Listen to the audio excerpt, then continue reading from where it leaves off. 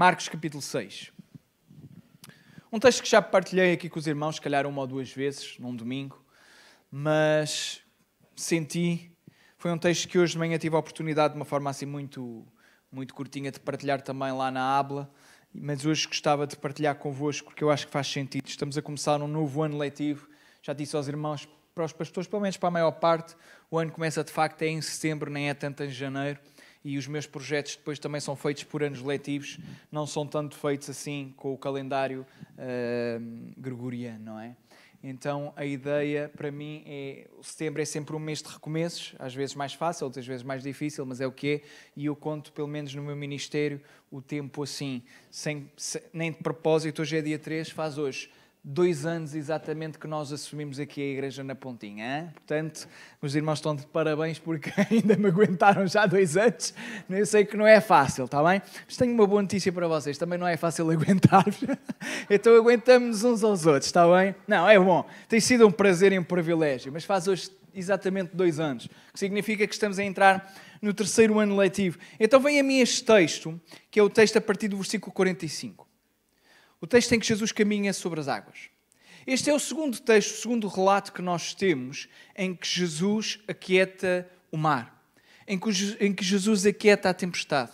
Da primeira vez, os irmãos devem se recordar um episódio onde Jesus está a dormir e depois de estar a dormir, começa lá a haver aquela grande tempestade e os discípulos vão lá ter com Jesus. Olha, Jesus, não se dá que pereçamos, estamos quase a morrer e tu estás aqui a dormir.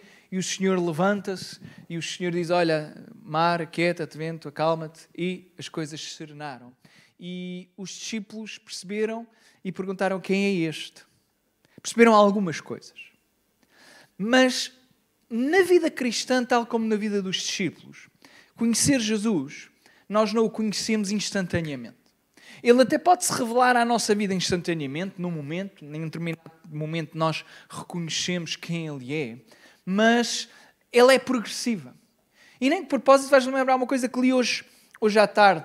Há um autor, considerado provavelmente o maior teólogo do século XX, C.S. Lewis, não é? C.S. Lewis escreveu um livro, ou escreveu um conjunto, uma série de livros, o mais conhecido é as Crónicas de Nárnia, não é? E ele era um teólogo, ele era um homem extremamente inteligente, dos mais brilhantes da sua geração, tirou o seu curso na Faculdade de Harvard, ainda hoje considerada a melhor, ou está pelo menos ali no top 3, top 4, bem, depois os rankings vale o que vale, mas por muitos anos e durante muitos anos foi considerada uma das melhores universidades, e ainda hoje uma das melhores universidades do mundo. O homem era versátil em filosofia, em línguas, em ciências humanas, e ele percebia e conhecia de uma série de coisas. E C.S. Lewis era um homem traumatizado porque ele tinha passado pela Primeira Guerra Mundial. E quem passou pela Primeira Guerra Mundial, ou mesmo por uma segunda, quem passa por um processo destes tão difícil, tão traumático, ele era um homem que carregava estas marcas da guerra, da Primeira Guerra Mundial. E ele diz que, por causa da Primeira Guerra Mundial, pois também por causa do humanismo, do secularismo, ele tornou-se num ateu, e ele era mesmo ateu. Mas há alguma coisa que o incomodava. Era que ele era ateu, não acreditava em Deus, e não se sentia feliz. Então, para ele acreditava piamente que não havia um Deus, então para ele a infelicidade que ele sentia, isto é, a ausência de felicidade, para ele não lhe fazia sentido, porque se Deus não existia, ele não estava a perder nada, então ele não conseguia perceber porque é que não era feliz. O que ele dizia era que a sua felicidade, que a sua infelicidade era de vez em quando pintada por momentos de felicidade. E é uma visão assim triste da vida. A ideia que ele dizia era, eu sou permanentemente infeliz e de vez em quando sinto algumas coisas de felicidade. Então, ele era ateu, mas tinha 2 grandes amigos, e um dos seus maiores amigos, acho que até era o melhor amigo, era uma pessoa chamada Tolkien, que foi o homem que escreveu O Senhor dos Anéis e o Hobbit. E Tolkien era profundamente teísta, ele era católico praticante. E diz que eles foram conversando e que o Tolkien chegou, estamos a falar da revelação progressiva de Jesus Cristo, diz que o Tolkien chega para o pé de C.S. Lewis e diz, olha, a infelicidade que tu tens, ela é exatamente por causa da ausência de Deus na tua vida. E disse-lhe isto com uma grande seriedade, mas o C.S. Lewis disse, não acreditou, mas aquilo ficou lá a matutar. Foi plantada a primeira semente. Porque de repente alguém lhe mostrou alguém lhe apresentou que a razão da sua infelicidade tinha a ver com a ausência de Deus na sua vida. Diz que um dia eles estão a passear, são 3 colegas, estão 3 professores da Universidade de Harvard, que é curioso, parece que estamos tão distintos hoje dos tempos, porque os professores da faculdade hoje em dia são bem distintos daquilo que eram antigamente. E diz que eles estavam a ter uma conversa e que de repente entrou a questão do mito e do cristianismo. Mito, as histórias fantásticas. E diz que aquilo que era para ser uma conversa singela durou a noite toda. Eles ficaram a noite toda a falar de mitos, histórias de deuses e depois o cristianismo. E de repente o Tolkien e o outro professor, eu não me lembro, viraram-se para o C.S. Lewis e disseram-lhe o seguinte, parece que é estranho, mas eles disseram-lhe o seguinte: olha, tens toda a razão, Lewis, o cristianismo é um mito, mas ao contrário de todos os outros mitos, este é um mito real. Porque o mito é uma história que tem determinados ingredientes.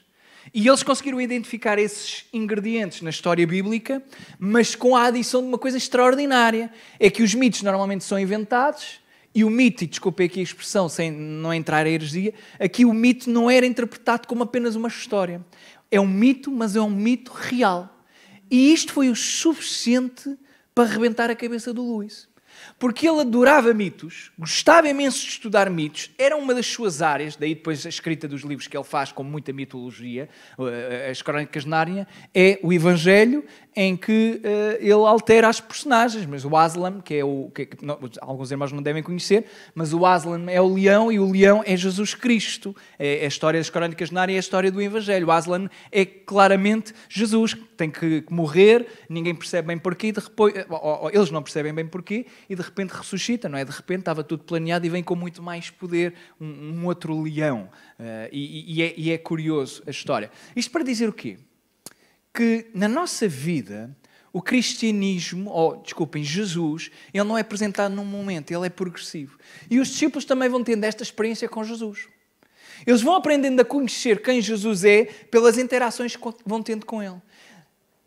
É estranho, na nossa concepção, e é fácil criticar, porque pensamos, mas eles já tinham visto Jesus a acalmar uma tempestade, como é que eles ainda não perceberam quem Jesus é? Bem, a realidade é que Jesus já fez tanta coisa na nossa vida, e o maior milagre foi a nossa salvação, e muitos de nós ainda não compreendemos quem Ele é. Na realidade, nenhum de nós compreende na plenitude quem Jesus é, porque isso é impossível para nós. Mas à medida que nós vamos caminhando na vida, nós vamos nos relacionando com Ele. E quanto mais caminhamos, a ideia é, quanto mais tu caminhas na tua vida e no teu calendário de vida, quanto mais vivemos, mais é suposto estarmos apaixonados e mais é suposto relacionarmos com Ele. Não é suposto haver simplesmente falta de progressão. Isto é, estabilidade no nosso relacionamento. Não é isso. A estabilidade do relacionamento é teres um relacionamento cada vez mais profundo com Cristo. E o que é que acontece? Neste episódio da tempestade, Jesus antes faz um milagre, que é o milagre da multiplicação dos pães e dos peixes. Os irmãos conhecem isto? Sobram 12 cestos, cheios de pão, cheios de peixe, toda a gente come que se farta, estavam muito bem, e diz o versículo 45, e logo, porque isto é o episódio imediatamente a seguir, e logo obrigou os seus discípulos a subir para o barco e passar adiante a outra banda, a Betsaida, enquanto ele despedia a multidão. A pergunta é, quem é que diz para os discípulos irem? É uma pergunta, esta não é retórica, podem responder. É Jesus. E os irmãos, eu sei que já falámos disso, os irmãos conhecem bem isto. É Jesus que manda, e os irmãos que estão na igreja há tanto tempo e que já têm experiência com Deus, todos nós sabemos isto, eu pelo menos acho que os irmãos vão se identificar. As tempestades mais difíceis da nossa vida nem são aquelas que são causadas pela nossa desobediência, são aquelas que são causadas pela nossa obediência. Não sei se faz sentido. As tempestades mais difíceis de suportar são aquelas em que nós passamos e acreditamos que estamos na vontade do Senhor. Nunca passaram por essas? Em que estamos em obediência, estamos a fazer a vontade de Deus, é isto que nós temos a plena certeza e é isto que nós queremos fazer, e de repente vem uma tempestade à nossa vida. É que as tempestades, por causa da nossa rebeldia, nós podemos não gostar delas. E não gostamos. Mas pelo menos nós sabemos, bem, isto está a acontecer por causa da rebeldia. Mas este texto mostra uma outra coisa. E uma outra faceta, que é a forma de Deus trabalharem connosco é através da obediência. E muitas vezes é Ele que permite as tempestades e que elas ocorram no meio da nossa obediência. Não tanto da desobediência. E é nisto que esta história é tão interessante. Porque não começa por causa de alguém fugir. Porque quando pensamos em Jonas, As tempestades que ocorrem por causa do quê? Da desobediência. Quando vem lá aquele peixe gigante, ou o que quer que seja, e que o engole, vem para a salvação de Jonas, mas com um propósito específico, para que ele se arrependa e volte ao caminho da obediência. Então o livro de Jonas fala tudo acerca das consequências da desobediência e o que é que pode acontecer. Mas neste episódio, os discípulos não estão a fazer nada de mal. A única coisa que eles estão a fazer é, primeiro comeram, depois foram para cima do barco e tentaram ir para o lado de lá. Foi aquilo que Jesus mandou. Jesus fica a despedir a multidão, diz o versículo 46, e tendo-os despedido, foi ao monte orar. É interessante este texto. Depois de uma grande vitória, a oração. Muitas das vezes nós só oramos quando estamos aflitos ou quando estamos em derrota. Jesus ensina que a oração não é apenas quando estás em vitória, nem é apenas quando estás em derrota. A oração é um estilo de vida. Um estilo de vida profundo. Um verdadeiro cristão é um cristão que tem um estilo de vida de oração. Irmãos, não há cristão sem vida de oração. Dizer-vos isto. Aprendi isto com dor e com custo. E tento ensinar isto. Não há cristão sem vida de oração. Sem oração não há comunicação com Deus. Nós não chega, irmãos, honestamente. O irmão até pode vir à quarta. O irmão até pode vir à sexta uma vez por mês. E até pode vir todos os domingos. Isto não chega para se relacionar com Deus. Infelizmente, nós temos hoje e atualmente igrejas cheias de gente que apenas vem ao domingo, ou apenas vem à quarta-feira, ou apenas vem uma vez ou duas vezes por semana. E o seu relacionamento com Deus resume-se a isto. Àquilo que oram, àquilo que cantam e àquilo que ouvem neste lugar. Mas a igreja é muito mais, e ser cristão é muito mais do que estar neste lugar. Ser cristão é aquilo que eu faço lá fora, mas também na minha casa. E é na minha casa que eu tenho relacionamento com Deus. Já tenho dito isto várias vezes. Os meus filhos sabem que a determinada altura, quando estão em casa, se o pai põe os fones e digo, eu vou orar. O que é que vocês não podem fazer? Chatear-me. E eles sabem. E lá vão eles, e eles têm respeito, o que é interessante. Eles aprenderam. Eles obviamente, continuam a movimentar-se pela casa, porque eu nem sou, os irmãos já perceberam, eu não sou muito estar parado. Eu, quando oro, em média, faço 8.000, 9.000 passos. Portanto, os irmãos conseguem perceber quanto é que eu ando. É mais ou menos isto. 8.000, 9.000 passos. É por aí. É uma coisa. Então, estou sempre a andar. Então, eles têm acesso mesmo ao sítio onde eu estou a orar.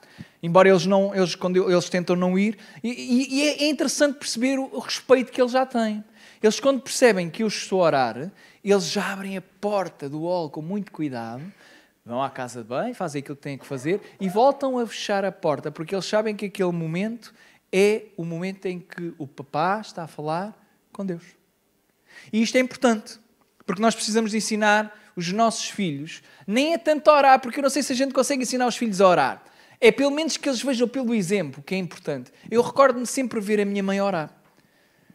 Não sei se a minha mãe ora bem, se ora mal, ela é que sabe, isso é com ela e com Deus. Mas lembro-me das imagens, dos olhos fechados, das palavras serem ditas, da oração sair. E isso é importante, porque eu cresci no meio e a ver pessoas orar.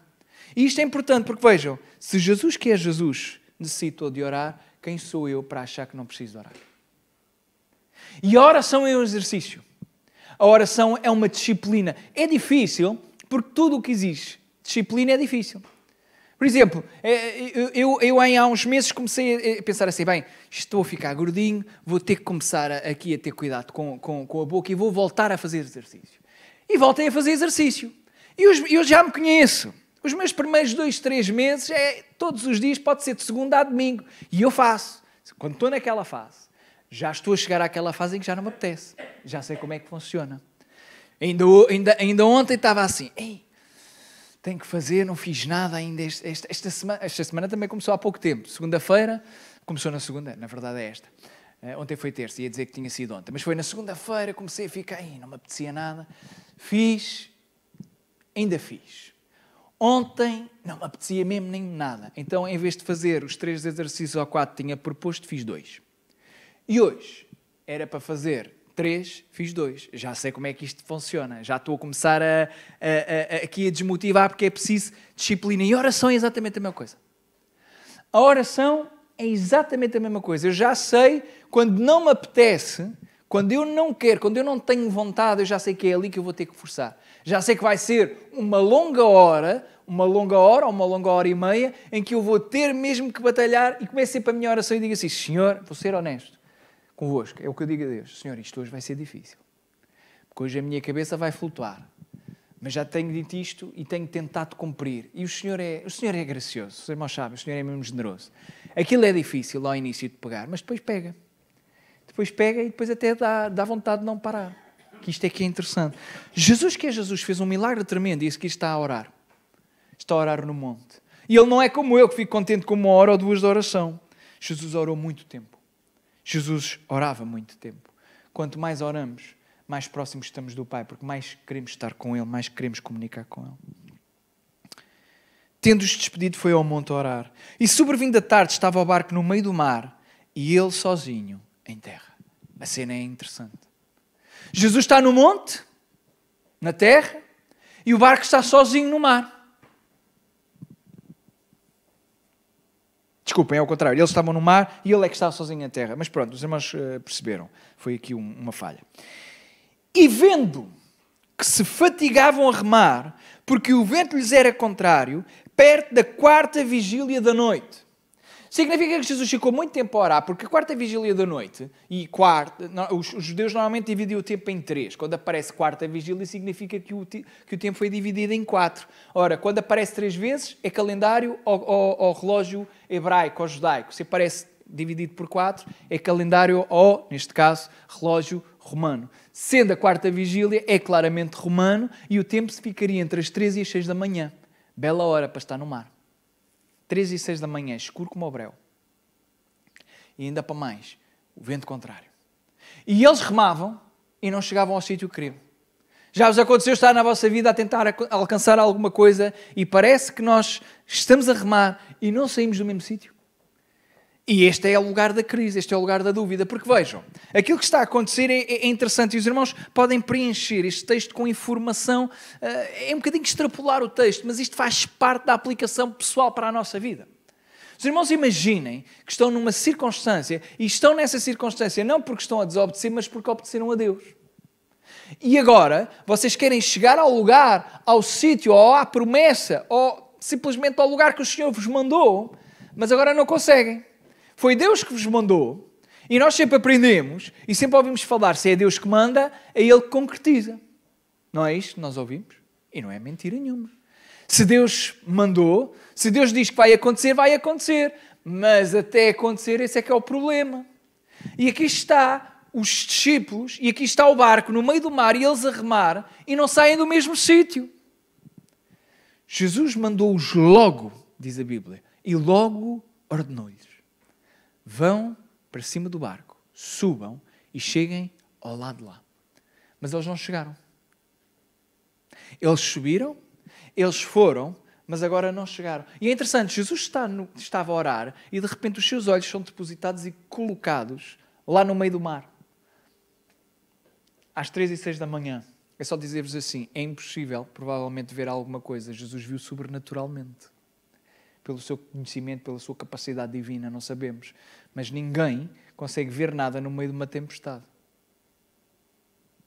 Muito menos às 3 e às 6 da manhã. Porque os barcos não têm as luzes que os nossos Deus têm. E o que é que isto significa? Vejam só. Jesus sobe ao monte para orar, para ter relacionamento com o Pai. Mas ele nunca se esqueceu os discípulos que ele enviou. E aqui está Jesus atento às dificuldades dos discípulos. E isto é delicioso. Jesus sabe, e sabe mesmo, quando tu e eu estamos no meio da tempestade. Ele sabe. Ele sabe da nossa aflição, ele sabe da nossa dificuldade, e diz a Bíblia que ele até sabia que os ventos eram contrários. Jesus sabia a razão pela qual os discípulos estavam ali, não era porque eles não quisessem, é porque eles não estavam a conseguir. Estavam bloqueados, estavam empatados. E é interessante. Porque Jesus está a ver. E Jesus sabe. Parece que há aqui um compasso de espera, porque há aqui sobrevindo a tarde, estava o barco no meio do mar e ele sozinho em terra, e vendo que se fatigavam, isto é, estavam cansados, porque o vento lhes era contrário. Às vezes é isto que acontece na nossa vida, ficamos cansados. E o que mais nos cansa é os ventos contrários àquilo que é o propósito ou o destino que nós queremos ir. Há vários ventos contrários. Se, por exemplo, o Senhor te prometeu que a tua família era restaurada, o vento contrário é quando nós não vemos a família restaurada. Não é?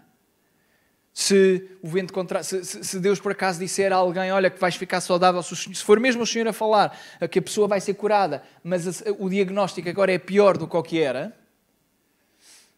este é um vento contrário. Se há uma promessa que alguma coisa vai acontecer, que alguma coisa grande vai acontecer. Por exemplo, os pastores, não há nenhum pastor que não gostasse de ver a sua igreja cheia de gente. Se houver algum pastor que diz que eu gosto das igrejas com pouca gente. Toda a gente gostava de ter. Eu ficava extremamente realizado, não pelas pessoas em si, mas tenho que confessar, ficava extremamente realizado que uma quarta-feira à noite estes lugares estivessem todos preenchidos. Era um excelente sinal. Significava que tínhamos gente com fome e sede, não de justiça, embora isso seja mais importante, mas também de ouvir a palavra do Senhor. Não lhes chega ao dinheiro. Não chega apenas uma vez.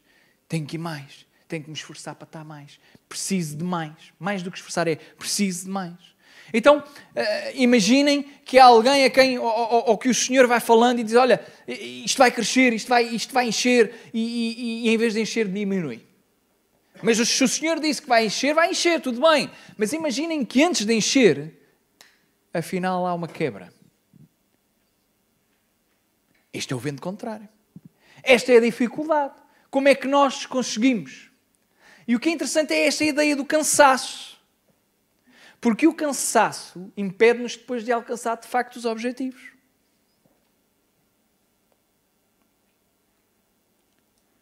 E vendo que se estavam cansados de remar, porque o vento lhes era contrário, perto da quarta vigília da noite, aproximou-se deles. Esta é a história do Evangelho. Nós temos um Deus tão incrível e tão tremendo que é Ele que se aproxima de nós quando nós não conseguimos fazer mais nada. Quando estamos cansados, é Ele que se aproxima. Quando tu já não tens força, Ele nunca deixou de ter, nem nunca vai deixar de ter força. Ele sempre se vai aproximar daqueles que estão cansados. O que nos leva à questão, mas então porquê que aconteceu a tempestade? Porque a tempestade acontece, e deixemos fazer outra pergunta. Jesus sabia ou não sabia que ia haver tempestade quando os mandou? E a pergunta que ecoa é, será então que Jesus não queria mesmo que eles passassem era pela tempestade? Será que o propósito de Jesus não era mesmo que os discípulos ficassem na tempestade? E se a resposta for sim, é porque a tempestade tem lições para nos dar, para nos ensinar que mais nenhuma bonança consegue dar. Há lições que nós só na tempestade aprendemos. Vocês sabiam disso? Querem saber a lição e a grande lição que o Senhor lhes queria dar? Deixem-vos dizer o seguinte. Nos Evangelhos, especialmente em Marcos vai sempre colocando expressões para mudar de história, mas há sempre uma linha contínua. E nos Evangelhos é a mesma coisa. Qual foi o milagre que aconteceu antes disto? Qual foi? Vocês estiveram no culto? O que é que havia de pão e de peixe? Os irmãos recordam-se? Quantos pães é que eram? 5 pães e quantos peixes? Hã? Quem é que os deu? Lembram-se? Não sabemos o nome. Mas foi um jovem. Havia um problema, que era o problema da fome. Não havia comida nem dinheiro suficiente para alimentar toda esta gente. E o Senhor ensina-lhes assim, eu não preciso de muito, eu só preciso que me deem aquilo que vocês têm e eu multiplico. Aprendam a depender de quem? Qual era a lição? Dependência. Pergunta, eles aprenderam, sim ou não? O que é que vocês acham? Acham que eles aprenderam, sim ou não? Alguns acham que sim, alguns acham que não. Deixa-me só adiantar o final desta história. Diz assim, pode ser? E assim ficamos arrumados. Diz assim, final da história, e já vos digo. Versículo 52 diz assim, pois não tinham compreendido o milagre dos pães, antes o seu coração estava endurecido. É como acaba esta história. O que significa, depois de eles verem isto tudo, ainda não tinham aprendido que a dependência de Deus é crucial e essencial. Apenas Jesus podia fazer aquilo que era impossível ao homem. Não aprendeste pela multiplicação? Então vamos tratar de trazer uma tempestade para que tu aprendas aquilo que apenas a tempestade pode te ensinar. Estão a ver porque é que há pessoas que não ficam na igreja por causa dos milagres? Porque não são os milagres que transformam a vida das pessoas. É a presença e a aproximação de Jesus Cristo. Porque Jesus até estava lá, mas isto não foi o suficiente para eles compreenderem o que significa a dependência e quem Jesus é. Então Jesus aproxima-se. E é curioso, porque Jesus aproximar-se, nós pensaríamos, bem, agora as coisas vão correr bem. Mas para os discípulos acabaram, ou melhor, as coisas estavam más e por uns momentos as coisas tornaram-se piores. Sabem porquê? Porque quando eles olham para Jesus, diz assim a Bíblia. Mas quando eles ouviram andar sobre o mar, cuidaram que era um fantasma e deram grandes gritos. Os homens já estavam mal. Estavam cansados. Não saíam do mesmo lugar. E é só colocarmos no papel deles. E agora, de repente, entre as 3 e as 6 da manhã, escuro como o breu, vento forte, cansados, eles começam a ver alguém andar sobre o mar. Claro que se assustam-se. Claro que começam aos gritos. Irmãos, eles começaram a gritar, homens feitos. Aos gritos e assustados. As coisas ficaram melhores ou piores depois de Jesus chegar? Para já estão piores para eles. Eles ainda não sabem, mas Jesus vai melhorar e transformar todas as coisas. Isto é a questão da fé. Eles ainda não veem Jesus a falar, eles ainda não viram o mar aquietar-se, ainda não viram o vento silenciar-se, mas para eles, e a sua perspectiva é, as coisas acabaram de ficar piores. Não é Jesus, é um fantasma. Mas vejam o que é que Jesus faz. Porque todos o viam e perturbaram-se. Mas logo, exatamente a mesma expressão do versículo 45, e logo. Mas logo falou com eles e disse-lhes, tende bom ânimo, sou eu, não temais. Tenham coragem, sou eu, não temam. Coisa extraordinária. A primeira expressão que Jesus diz é, tenham coragem. E isto parece que não, mas esta frase tem uma capacidade de transformação na nossa vida. Por exemplo, imaginem, escuro, toda a gente assustada, e a primeira frase que aquela figura diz com a voz de Jesus é, tenham coragem. E a seguir diz, sou eu. Não é incrível? Tenham coragem, sou eu, não temam. Era isto que eles precisavam de ter no barco, ainda antes de verem Jesus, e era esta a lição que o Senhor lhes queria ensinar. Tenham coragem, no meio da tempestade, sou eu, não temam.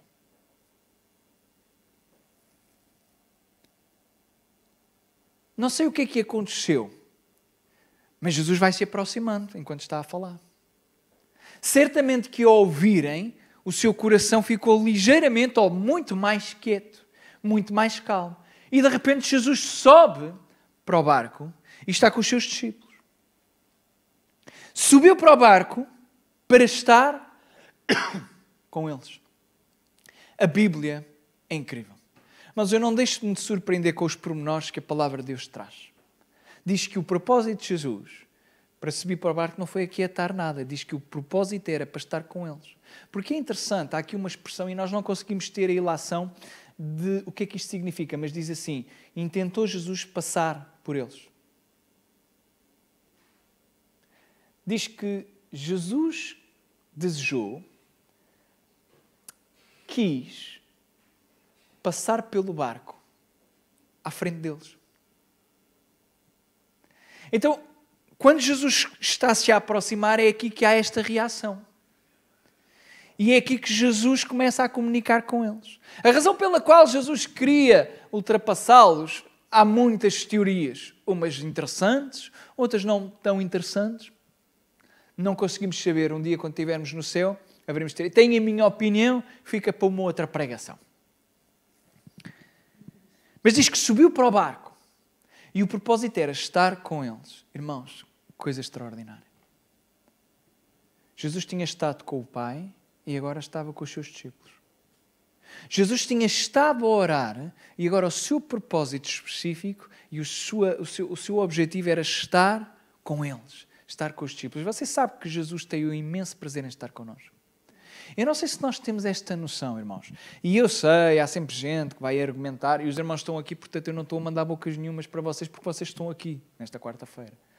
Há sempre gente que argumenta, mas a igreja não é só os cultos, e os cultos isto e aquilo, os cultos aquilo, e a igreja não é só isto, aquilo e aquilo que fazemos. Mas deixa-me dizer o seguinte, eu tenho a certeza absoluta, mas a certeza mesmo absoluta, que aqueles que se Jesus estivesse aqui fisicamente, que pelo menos durante um bom período de tempo, se Jesus estivesse neste lugar, isto às quartas-feiras ficava cheio. A pergunta é, o que é que muda? Porquê é que se Jesus estivesse aqui fisicamente, as pessoas nunca se esforçam para estar aqui, estavam sempre, mas Ele não estando cá fisicamente, mas está na mesma, está espiritualmente, porquê é que não esforçamos? Qual é a diferença entre uma coisa e outra? É uma pergunta que às vezes faço a mim mesmo e gostava às vezes que nós pudéssemos ponderar. Qual é a diferença e o que é que faz? E a verdade é esta. As pessoas que viriam porque Jesus estava aqui fisicamente também só viriam temporariamente. E mais tarde ou mais cedo deixariam de vir. Porque se não é suficiente nós entendermos esta expressão, que Jesus estava interessado, era nos discípulos, e por isso Ele subiu para o barco, para estar com eles. Se isto não é o suficiente para eu desejar estar com Jesus, nada vai chegar. Nada vai servir. Nada vai ser suficiente para eu querer estar com Jesus e na presença de Jesus. Jesus queria estar com os discípulos. E assim que Ele subiu, o vento se aquietou e entre si ficaram muito assombrados e maravilhados, pois não tinham compreendido o milagre dos pães. Antes o seu coração estava endurecido. Esta é a revelação progressiva de Jesus Cristo. Eles não tinham compreendido. E às vezes temos gente cheia de pessoas que até são... Há uma expressão que agora está aí em voga, parece assim, não é violenta, mas pode soar mal. Os irmãos não levem a mal, que é, eu acho que as igrejas estão mais cheias de fãs do que propriamente de crentes. Há uma grande diferença entre ser fã e ser crente. Entre ser fã e ter relacionamento. O fã é aquele que gosta, mas nunca está perto. O fã é aquele que vai aos concertos. O fã de futebol é aquele que vai, vê, mas ser fã não implica relacionamento. Ser fã não significa que se relacione com os jogadores, com a direção. Ser fã não significa que eu me relacione com aquele cantor, com aquela banda. Ser fã é apreciar, mas estar distante. Ser crente é ser imitador de Cristo. É Ele está comigo e porque Ele está comigo eu reflito quem Cristo é na minha vida. É uma diferença abismal. Fãs gostam, mas não pagam o preço.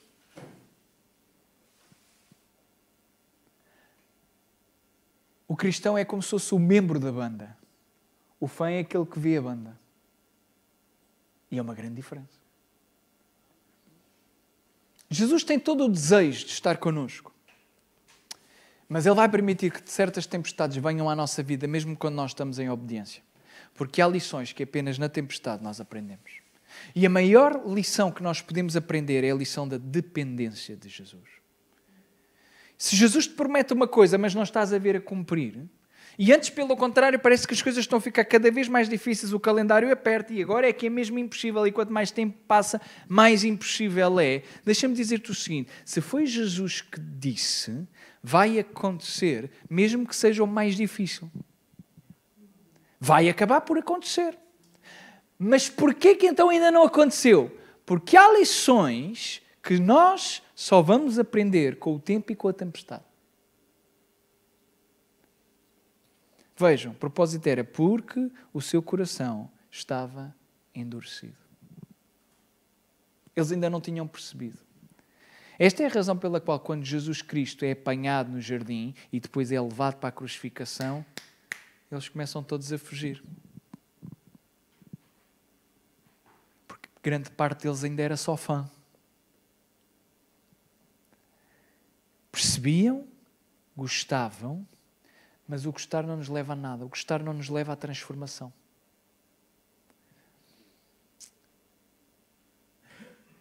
Quem gosta pode tentar mudar, mas depois não tem a capacidade de mudar.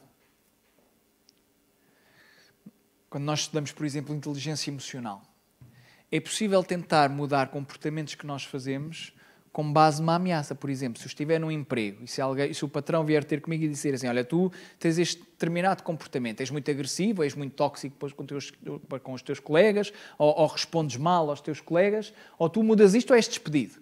Isto é uma boa motivação para a pessoa mudar. Mas é uma motivação negativa, que é com o medo de ser despedido. Não vai ser o suficiente para aquela pessoa mudar. Porque ela vai fazer o esforço para se rir durante um tempo, e aquilo vai funcionar durante um determinado tempo. E está provado cientificamente que aquela pessoa até é capaz de aguentar aquilo, dependendo depois da resiliência de cada um, vai conseguir aguentar aquele comportamento que ela tinha de errado e vai conseguir contê-lo até um determinado momento. Mas chega ao momento em que ela explode e aquilo volta tudo ao mesmo. Porque os estímulos negativos não são suficientes. Nós não educamos os nossos filhos pelas ameaças. Não é apenas pelas ameaças. Também ameaçamos. Mas a mudança verdadeira não ocorre por causa da ameaça. É quando eles finalmente entendem os benefícios positivos do seu comportamento. Quando se percebe que, pelo seu comportamento, não é apenas a pessoa ou outra pessoa que está a ser prejudicada, mas ela própria se prejudica. E assim é a motivação suficiente. E na vida cristã é exatamente a mesma coisa. Há pessoas que conseguem até mudar porque gostam de Jesus. Ou porque não querem ir para o inferno.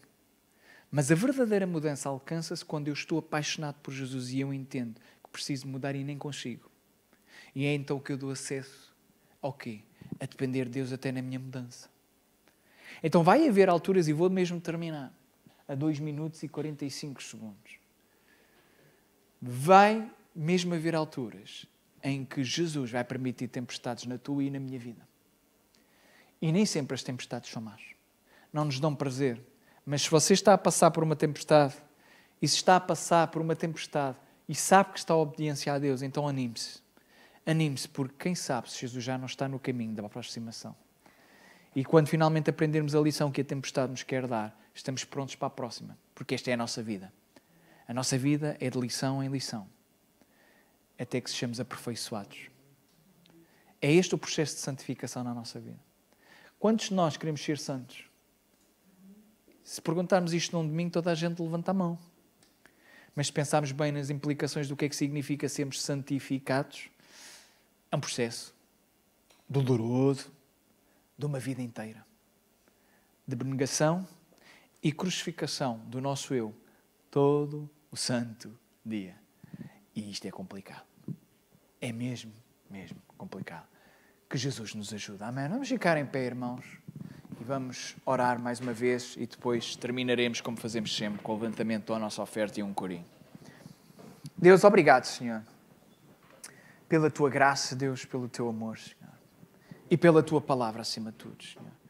Ajuda-nos, Deus, a cada um, Senhor. Tu conheces o estado em que cada um está, Senhor. Sabes as tempestades que cada um de nós tem vivido, Senhor. Deus...